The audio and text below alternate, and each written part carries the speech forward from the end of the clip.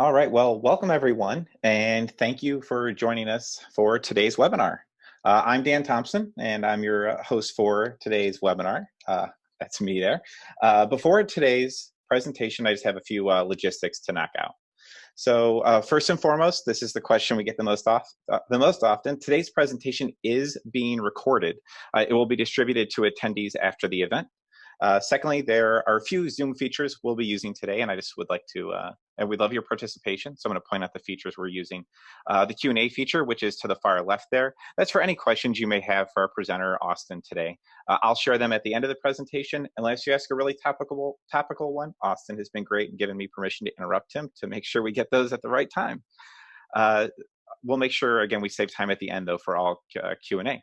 Secondly, we have a few poll questions today. While you don't have that little polling tab on your screen, they will automatically pop up on your screen at the appropriate time. We'd greatly appreciate your participation in those as well. And finally, the chat feature, which is to the right, is just for general inquiries. So feel free to post anything in there that you'd like to share with the whole group. Finally, we would love to get social with today's event. So we'll be tweeting today using the hashtag that's on the bottom of the screen, using the handle at the bottom of the screen there. And of course, that's hashtag learning with Leo. To follow along and participate, if you just search for that hashtag in your search bar in Twitter, and then click on the word latest, it will show the latest tweets from us and your peers and you during this time. We really believe we learn best as a community, so we're always happy to hear your thoughts as well.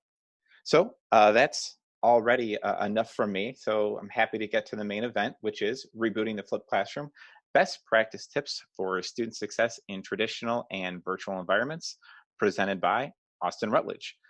Just a little bit about our presenter today. Austin has more than a decade of experience working in education, and he's passionate about working to improve student outcomes at every level of education.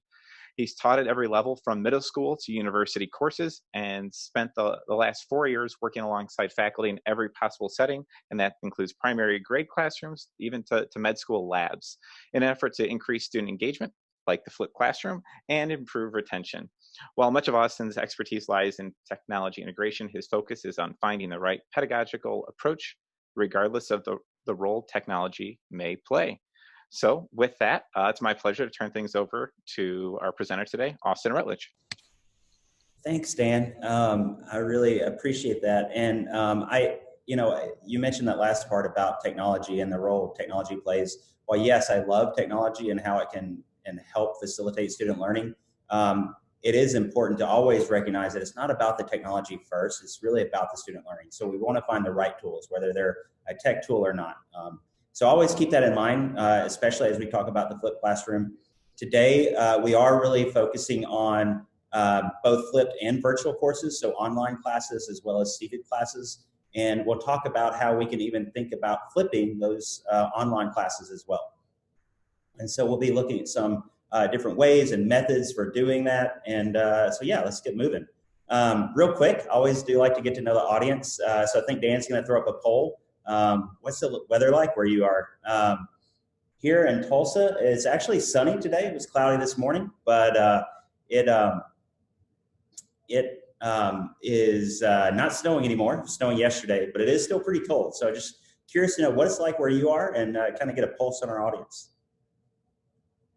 So as you're responding to that, I just want to share kind of a quick story, thinking about my own experience with flipping the classroom. The first time I tried this, I do remember, I didn't get everything right. Definitely made a few mistakes along the way, and have learned from those. I remember one of the first times I flipped a classroom learning event. I, went through all the kind of the paces, and then once class was kind of nearing its end, I asked my students, well, what do you guys think about this? Do you like learning this way? And after class, I had a couple of students come up to me and say, Mr. Rutledge, this was pretty cool, but you kind of repeated a lot of the same stuff that we learned at home in class. And so it's like really an eye-opening, moment for me is like, if I'm going to ask my students to be responsible for, covering this stuff on their own at their own pace before class, then I really do need to respect that and, use that class time, not just to assume that, oh, they didn't do it. I need to really, trust and respect my students. So A quick tip from me, something I learned along the way is that I really have to let students have that ownership. Dan, how's the weather out there? Yeah, so can you see that on your screen now, Austin? I don't know. Okay, I will gladly share. So most people are winning. We have a 50%, it's sunny, and another 37 that are dealing with some rain, and half are dealing with cold. Just a quick report, in Durham, we're dealing with tornado watches. So Oh, take your wow. sunny and cold right now. I have had a webinar interrupted by a tornado warning before. Living in Oklahoma, that's not uncommon. So so let us know, Dan, if you have to step out. Man, I was hoping we'd get a lot of just rights, but maybe not this time of year. All right, so back on topic, talking about different types of learning. Today, really,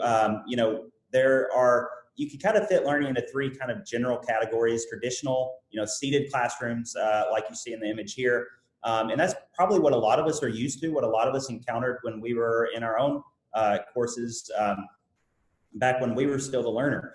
And today, we're really going to focus on the other two types, the online learning and the blended learning. So when we talk about online classes, this is a class where the students probably don't ever have any real face-to-face, real life contact with either the instructor or the other students in the class. Oftentimes, I know in some of the online classes I've taken personally, you kind of feel like you're in a silo. And sure, you get communications from the faculty, teaching a course, but there's never that back and forth discussion. So it's very different. You probably use, if you're taught or participated in an online class, you probably use some type of learning management system to help facilitate that. So that's one of the types of classes we'll be talking about today. The other is this blended learning model. And so when I say blended learning, that means that some of the learning happens in a kind of a seated classroom, face-to-face in real life, and the other part happens online. And so this graphic is from a book written by Michael Horn and Heather Staker called Blended. And in that book, they talked about all of these different models for blended learning. And the flipped classroom is really just one of these models, but it's the one that we're going to be focused on today. So as we get into talking about flipped classrooms, I am also, again, interested in our audience. So, have you utilized a flipped classroom before? What is your experience with that approach? Have you, obviously I would think we're all probably interested or we wouldn't be here, but, maybe you haven't tried it out yet. Maybe you do it, once a year or once every couple of years. Maybe you're doing, flipping your classroom, on a regular basis, once or twice a semester, or maybe you do it all the time. Just, go ahead and respond. Think about that, respond to that poll. As you take some time to think about that, one of the other things that I've found with flipping the classroom is that oftentimes I will utilize lecture recordings. So I'll kind of video what I would normally do in class, sitting in my office, and I'll record that lecture video and share it with my students to watch ahead of time. And what I've found actually that is really interesting is I can usually cut down what would normally be an hour's worth of content can be cut down in half or even more than in half. And I think some of the reasons for that is because when I'm recording that, knowing that we're going to have the in-class portion of class later on, I can remove a lot of those more meaty examples from my lectures. And also, I don't tend to get sidetracked as much. I don't get off on tangents, if a student asks a particular question. But what's great is that the students still get to ask those questions, and maybe we can go off on a few tangents that are really applicable to the learning, but we can do it in class, and it doesn't really interrupt the flow of the content as much. So, which is really nice with the flipped classroom approach. So, Dan, how many people out there do we have flipping the classroom?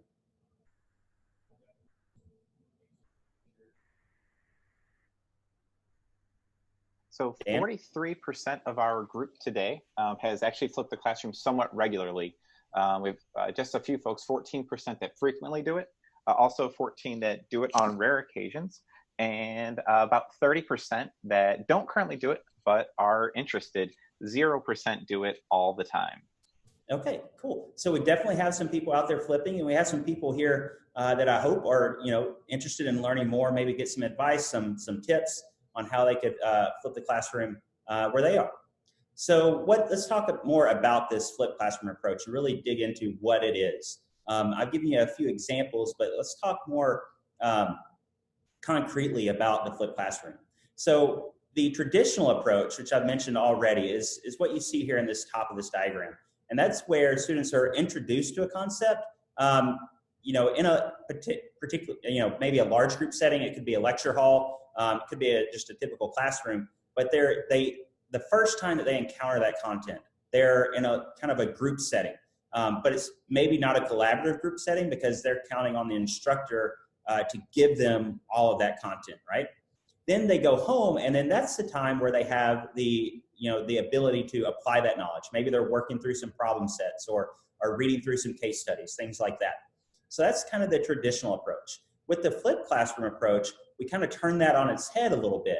And so now the students, they really have their own choice of how, where, and when they want to be introduced to those concepts. They can do it by themselves. They can find other students to work with if they have that ability. So the idea there is that they can do it at their own pace. And then you get into the classroom portion of the flipped classroom, and now the application of knowledge, this is where the real learning happens, in my opinion, is that they can work on applying that knowledge collaboratively. They're not applying it in a silo, sitting by themselves somewhere reading through case studies. They can do that in a group setting, counting on the knowledge and experience of their peers or being able to ask questions of the instructor. So that's one of the huge advantages of the flipped classroom. And so when you really break that down and think about, well, what do you do? How do you introduce the concepts if you don't spend all of the time lecturing with the students? How do you get that information to them? Well, there are actually a number of methods and things that you could do here. I know, honestly, from my experience, more of a low-tech option. When I was in graduate school, some of the best classes I took were courses where our instructor would assign us journal articles to read, and then we would show up to class, split up into groups, and we would just spend the whole class time discussing those articles. One of the really neat things that they would do is they would actually have one person in each group responsible for writing their own discussion questions. And we would rotate that responsibility each week, but it really got us involved in not just the content, but really, discussion of the content, extending the content beyond just what we read in the journal article, and maybe making some connections to bigger concepts. And there are, again, lots of other ways, whether you're just providing notes or outlines, handouts. You could do audio recording of a lecture or a video lecture, like I mentioned earlier. E-learning content is a really something I've been more interested in the last few years, and that is, using certain authoring tools to take some of that content and package it for the students. And, again, thinking of the same thing of, usually 30-ish minutes of content that they can work through, but with the e-learning tools, you're actually able to embed within that content opportunities for students to check their understanding. So you might throw in some short, low-stakes quiz questions or drag and drop activities, things like that. So that was a way that I saw some faculty recently facilitate a flipped classroom approach, is providing that content online ahead of time. And what's really great with certain learning management systems, I know Leo does this, you can actually monitor that learning content, and you can see, if the students are taking quizzes within that. And again, I do recommend low stakes quizzes or things of that nature. But you can actually check and see how they're doing working through that content before they ever show up to class. But the key to all of this, as you see on the screen, is that this does happen before the students show up for class. So students are completing this work ahead of time. And what's great is they can work through it at their own pace. I mentioned before that I cut, my lecture recordings really cut down on time because I could record them and post them online. And what I found is that students will actually, watch those multiple times, or they'll they can pause and rewind and listen to things over and over if it's not making sense to them. So it's one of the great things about this flipped approach is that they get all of that content in a way that they can digest it at their own pace. So the next part of the flipped classroom, we get into the application of knowledge. And so here, this is where it gets really fun. This is where you get to interact with your students more. I know when I started flipping the classroom, I felt like I formed a lot more relationships with my students because I was talking to them. I wasn't just talking, I was talking with them, not just talking to them.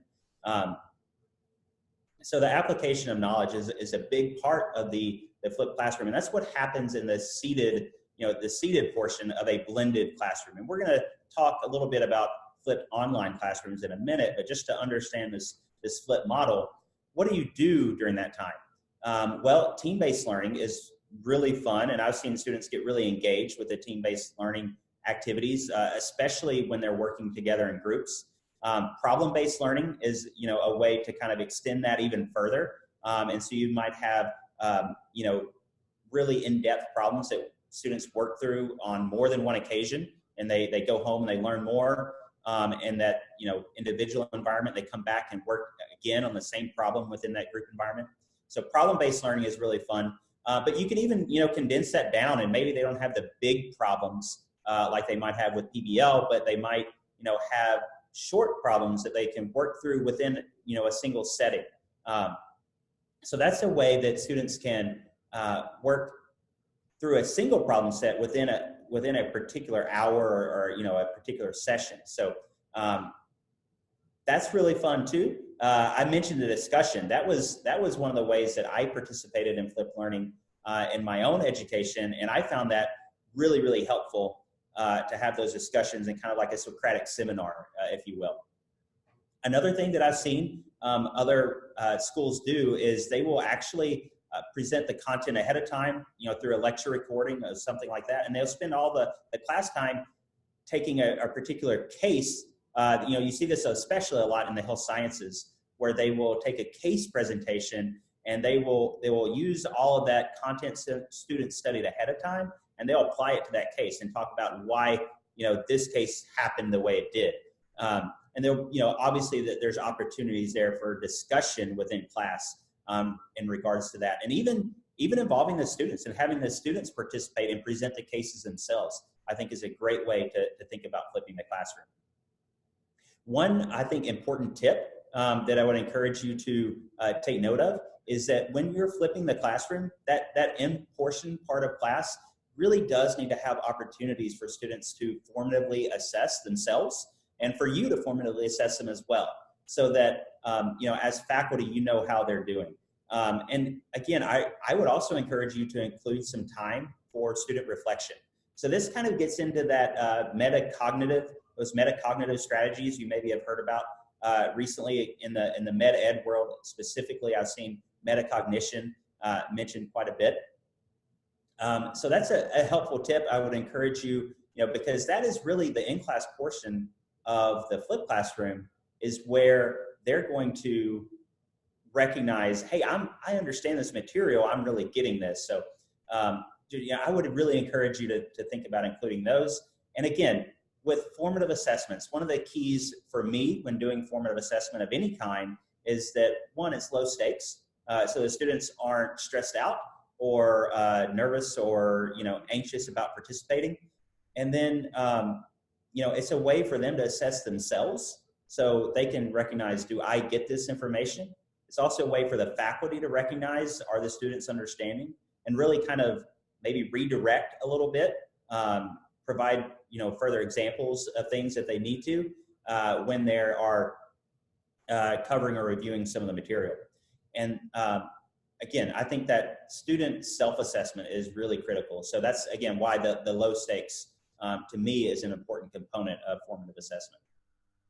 So back to the flipped classroom, thinking of a more concrete example of what this might look like. Well, here's an example of the e-learning content that I talked about. So here's an example of that. And you can see this was, there's lots of actually content dropped throughout this. This is just one screenshot. So the students participated, and they watched some short videos, they looked through some notes, and then this was an example of an activity. They had to drag these examples to the correct location. So they're sorting through this information.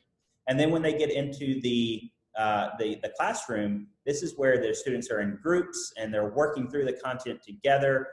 They're answering questions, maybe working through team-based learning components, whether it's individual readiness assessments or group readiness assessments, whatever that might be, they're working through those together. And so you see the collaborative nature of what that might look like. So that's an example of a blended approach to flipping the classroom, where you have the online component and then the brick and mortar, students are in class. So as you're thinking about flipping the classroom, especially those of you that have tried this approach, what are the obstacles that you guys face? Are you just not sure what to do? What do I do for the at-home part? What do I do for the in-class part? Maybe your students aren't coming prepared. Maybe that's a struggle that you're having. Maybe you don't like to see your students struggle and have difficulty with the content. If it's something else, throw it in the Q&A. Feel free to choose that and drop that in.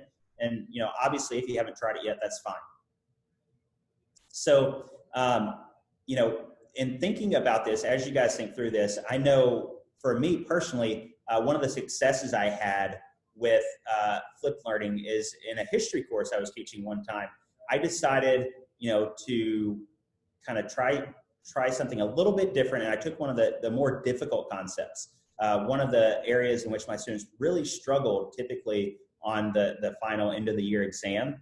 So I took all of those concepts and I used a flipped classroom approach. And what I was really shocked is that the students, they didn't, blow it out of the water, but there was definitely improvement. It was a difficult concept. And when I tried that flipped approach, I saw a little bit more student success than I had in the past. And then even the next year, I saw that climb even further. So to me, that was telling me, that ability to talk about a concept, apply their knowledge with their peers, that was a big part of that student success, I believe. So Dan, what about our audience? What are the things that they struggle with? Yeah, it's a great question, Austin. So 40% both have similar issues. One, their students aren't prepared, and we have something else. So hopefully we'll get some Q&As there. So I appreciate that. 13% haven't tried it yet. So, they'll learn some of these firsthand. And then another 25% are just in that boat of just not sure exactly what to do. Yeah, sure. I know students not coming prepared is something I'm always a little bit worried about. I've done different things to combat that.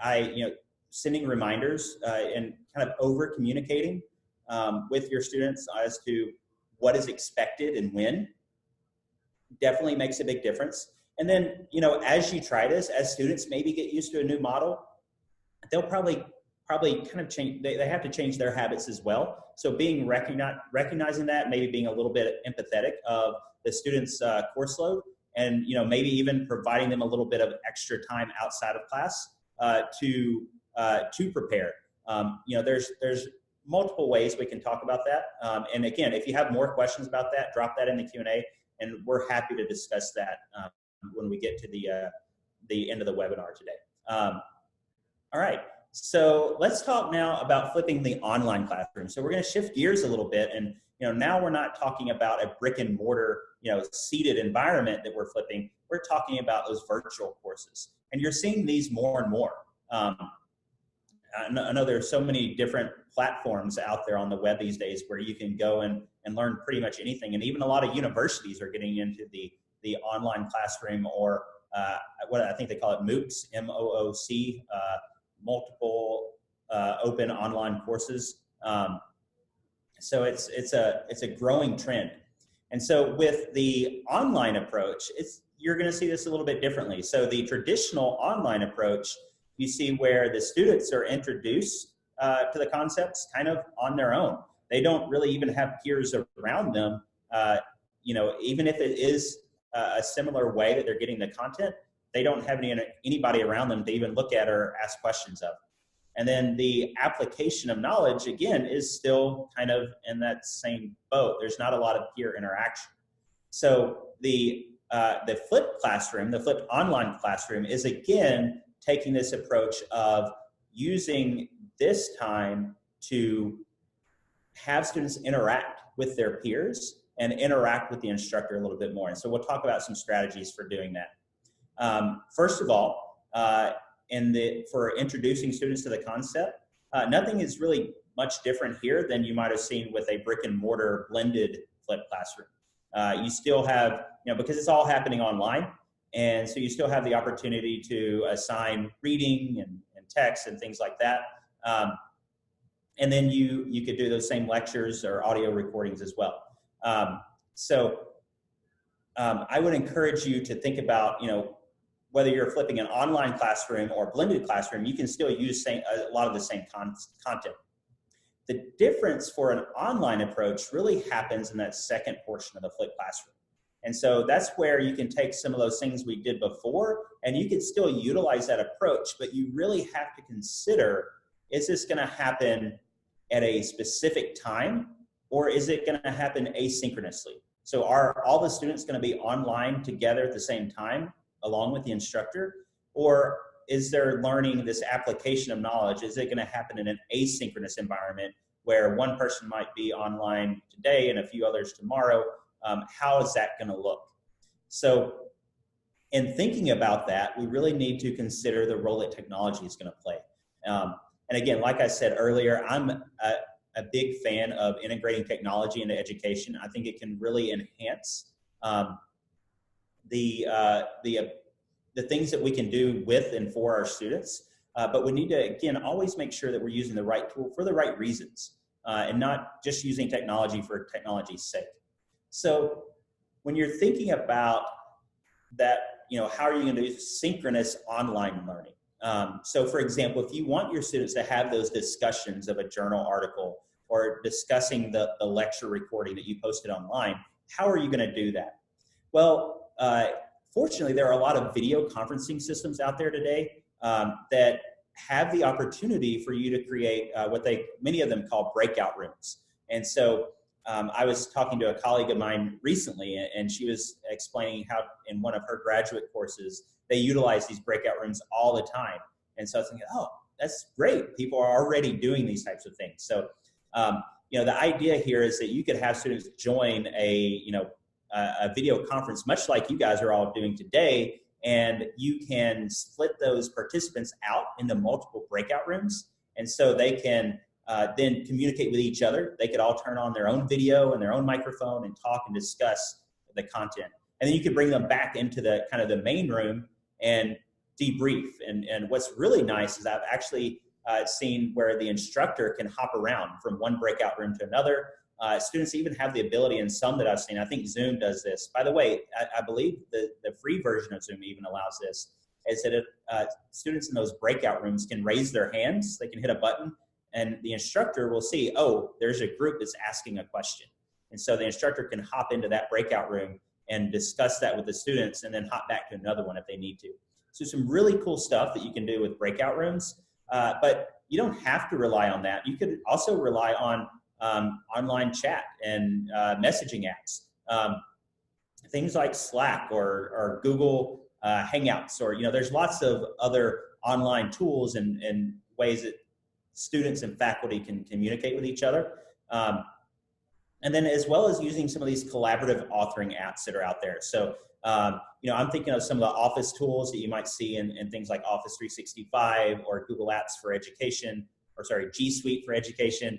Some of those tools allow students, faculty, whoever is joining, to actually collaborate and work on a document or a slideshow or spreadsheet. They can do that in unison all at the same time and see those changes that are being made in live time. So really interesting ways that you could think about having students work collaboratively at the same time online.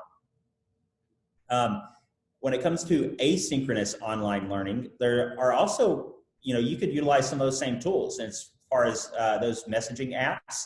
the idea there is that you just know that not everybody is online at the same time. So you might pose a question, but you might have to revisit it to see somebody's response to that. Discussion boards are another great way that you can utilize even your own LMS to do that. I know Leo supports discussion boards. Social, like we're doing today, we're kind of doing social in more of a synchronous setting, but social could also be used asynchronously. So you could create a hashtag for your course. Again, using those same authoring apps. One that I'm really a big fan of is Flipgrid. And if you guys haven't seen Flipgrid, I would really encourage you to check that out. My favorite thing about Flipgrid is that it's completely free, and they've committed to stay completely free. And they don't even have a paid platform. It's a really cool tool. And what's great about Flipgrid is you can take a Flipgrid and you can embed it within your learning management system. Or you can just link right to it from your learning management system, however you want to do it. But with Flipgrid, what students are going to do is probably use their smartphones or their laptop computers, and they're going to create video responses to questions that the instructor might pose. So that's a way for you to asynchronously communicate and discuss a topic within your courses. So again, going back to an example from earlier, an online example of a flipped classroom is we're going to take the same e-learning content I discussed earlier, but now instead of the students getting together in person in groups, now we might be using breakout rooms, or we might be using chat apps or presentations, your learning management systems to do some of the same things. And again, this is going to happen online. That's why we put this nice little cloud out here. But that's the idea of an online approach. So kind of wrapping everything up today, and I know there'll be some questions. I think I saw some questions popping in. Excuse me. So flipping the classroom is something that we've seen a lot of people utilize Leo. Leo is a learning management system developed by DaVinci Education. And there are a lot of things, a lot of features that Leo has that really does help support this idea of flipping the classroom, whether you're doing it flipping a virtual classroom or a seated classroom. One of my favorite things are their ability to create linked events in small groups. And so here the idea is that you can have multiple events that only specific groups are added to, and then those events can, you can share content to all of the events if you want. So if you want to post a journal article for all of your groups to discuss, but then you could create a link to a specific breakout room and make that link unique for each group. So it gives you a really efficient way to manage those small groups within your course setting through the learning management system. Speaking of groups, we can also do group assignments in Leo. So that's one of the nice things is you can score an assignment and have that score replicate to the other group members. I mentioned the e-learning content as an example earlier. SCORM is something that Leo supports, and so you can drop that e-learning content right into Leo. As I mentioned earlier, you can even monitor and see if there's a quiz built into that e-learning content. You can see how students are scoring on that quiz and if they're even accessing the content at all.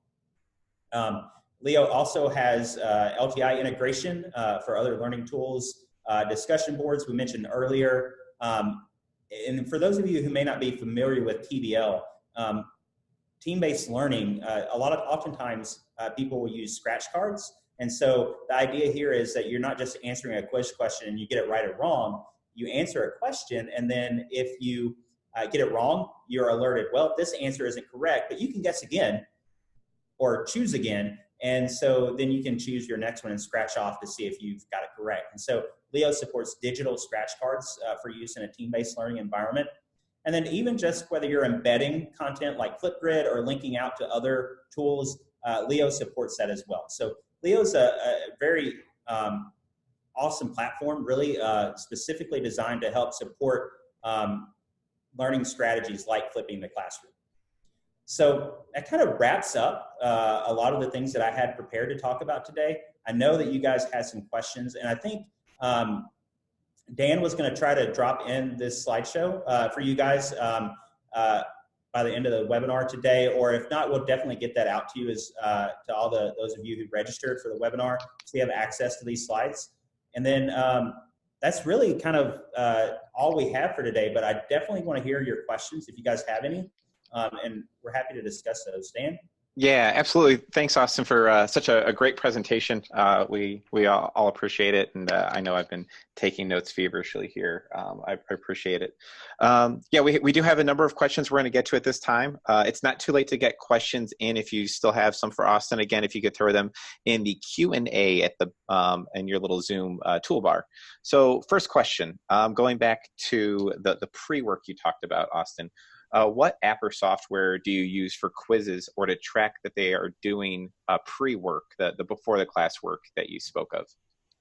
Yeah, so that's a really good question. So, you know, previously I was working at a medical school, a college of osteopathic medicine, and one of the things that we did is we would actually utilize Leo to see which students were accessing content before they came to class. And one of the really neat things about Leo is they actually, you can build what they call a pre-test or pre-exam, more like a pre-quiz. And so when students access or attempt to access the live event, so that maybe, you know, there's the date and the time that they're going to meet live and in person, whether it's online or, you know, in a seated classroom, is they actually have to take this little pre-exam before they're able to access that content. So the students know when they're showing up for the live class, oh, I've got to do this little exam first, and or quiz before I show up. And if they, you know, if they're going to answer those questions on that little quiz, whether it's, you know, 4 points or not, they have to answer those questions to get to the content. So it was kind of a, you know, a nice way to keep students accountable. Great. Thanks, Austin. Next question. So this is a fun one. We have class sizes of 200 plus. I struggle to implement these strategies with such large class sizes. Our lecture halls don't exactly allow students to move their seats around, so forming small groups can be difficult. Do you have any advice for these scenarios? Again, large classroom and not necessarily made for group learning. Yeah, so that's definitely something that would be a struggle, is flipping you know, those large settings. And I know it can get loud in a lecture hall potentially too with that many people. And that's where maybe some of that you could utilize some of those online examples. So maybe they're not flipping. Maybe, you know, maybe it's a seated classroom, but you could utilize some of those online techniques for flipping the classroom. And so, you know, maybe we can't do it in the lecture hall. Maybe there are small group rooms. So, you know, if you have access to rooms where you could kind of send students out from the lecture hall, and I've even seen it where, you know, you might have an instructor floating from room to room, kind of checking in to see if the students have questions and things like that. And again, utilizing potentially some of those strategies with like breakout rooms or web conferencing. You know, if you don't have the space to do it in person, maybe you can do it, you know, online. Great, thank you, Austin. Yeah, no, that is definitely a struggle though that I've seen in multiple places. Thank you, Austin. I got another one coming here. What recommendations do you have to help get the student buy-in to the flipped method? So I think the idea for that one is, you know, you've got to engage them, right? And so you've got to make it worth their time to be, you know, in that classroom, whether it's flipped or not. If the students don't feel engaged, if they don't feel like they're getting any added, you know, return on investment for their time, then, you know, they're probably not going to engage, right? So whether it's building in opportunities for formative assessment or encouraging them to reflect on their learning, those are, again, for me, are some of the keys. I found in my own experience with my students, the more that I allow for formative assessment, the more my students seem to be engaged. So I would definitely encourage more student engagement through formative assessment techniques. And so we could do a whole other webinar on formative assessment. It's a really, in my mind, an important topic, but one that's really critical for student learning, whether you're flipping the classroom or not. I think you just called your shot, Austin. I think we're probably going to have to do a formative assessment webinar coming soon. I do have another question for you. Do you recommend peer evaluation where students anonymously evaluate each other in the flipped classroom? So I think peer evaluations are great. I think that really encourages student discussion and collaboration. Whether you want to keep that anonymous or not, I think that's really up to you. You know your students as an instructor. I think, depending upon the setting, if I was in a middle school classroom, and I've been in the middle school classroom, I probably wouldn't have them anonymously do peer evaluations.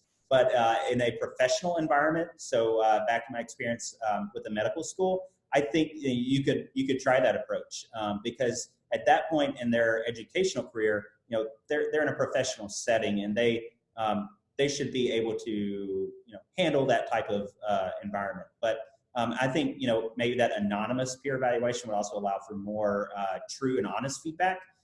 So definitely, again, that really kind of goes back to you knowing your students best. Terrific. Okay, and the last one of the day, and then we'll get you folks out of here. So we have one individual that said their problem with getting the flipped classroom going is teaching the lecturer how to flip and follow the parameters that they set in place. They do have a great staff of instructional designers, but it can still be intimidating for the faculty to take the lessons and implement them. Do you have any suggestions or any background that you can share? Yeah, I think for me, I think in terms of like kind of getting faculty buy-in and helping the faculty with that process, if you have the resources and you have the instructional designers, I know, at my previous position at a medical school, I would often actually show up for class and kind of almost not necessarily co-teach in terms of the content, but co-teach in terms of the flow of the lesson. And so I was, as from the role of an instructional designer, I was helping to facilitate the lesson as well. And so that kind of helped ease the faculty's concern, especially if there was any technology, if they were using clickers or polls or things like that within the classroom. It kind of eased their anxiety in terms of, what they were doing in the classroom. But it also, allowed them to try some new things and experiment with, different teaching strategies. And in this case, a strategy that has, pretty high efficacy. There's been quite a bit of research into the flipped classroom approach, and time after time, what I see is that the flipped classroom approach does help to improve student retention and engagement. Wonderful. Thank you, Austin, and thank you, everybody, for your great questions today and your participation. We're running right up to our, the allotted 45 minutes today. So if you have any additional questions, feel free to check out the links in the chat to reach out to us there, and we'll be more than happy to get back to you. And with that, thank you, everybody, and thank you, Austin, and have a terrific day. All right. Thank you, guys. Have a good day.